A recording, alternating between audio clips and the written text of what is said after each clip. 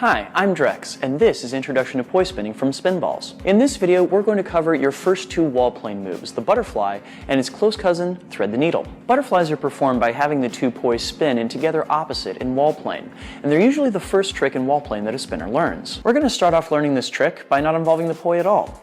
Wrap them up until you're holding the poi heads, and then stretch your arms out to the side.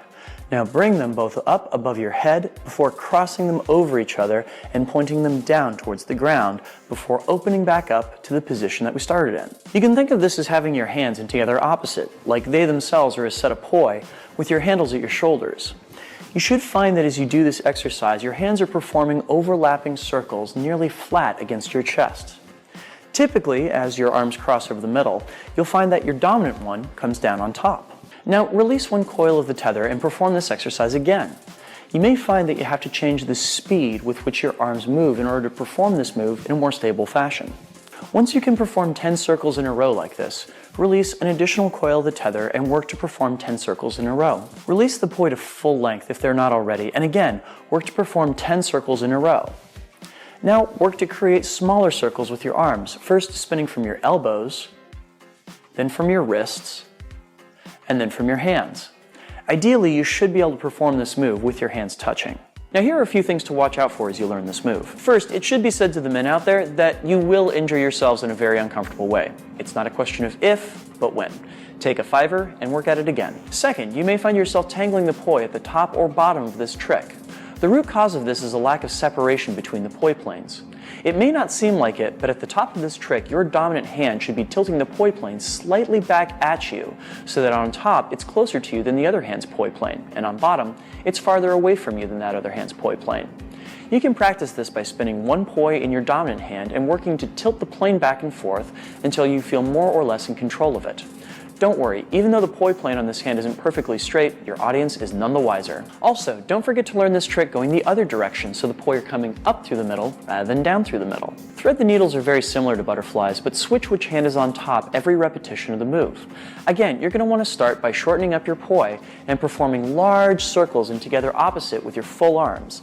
But this time alternate which hand is on top every time your arms cross, switching them when your hands are pointed up. Like we did with the butterfly, you're going to want to release one coil of the poi tether and work to perform 10 repetitions of this move with your poi head now feeling like an extension of your arm. You'll almost certainly have to make adjustments for the new length.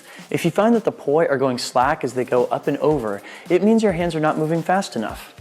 If, on the other hand, you find that your poi are just flailing about wildly, it means that your hands are going too fast and must be slowed down. Let out another coil and try for an additional 10 reps. Again, you'll likely have to adjust the speed with which you move in order to clean it up.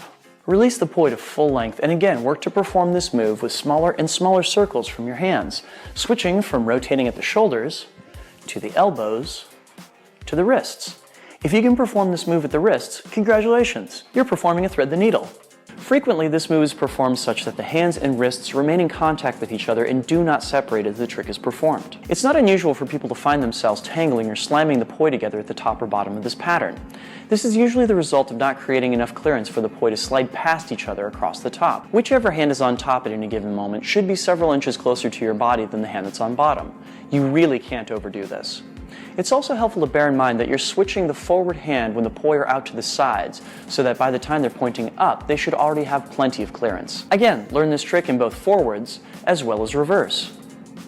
Butterflies and thread the needles are among the most appealing poi tricks performed in wall plane, plus which they set up a lot of great tricks we'll cover later on. Thanks so much for watching. Now show us what you can do. Share your photos and videos of your progress with Spinballs.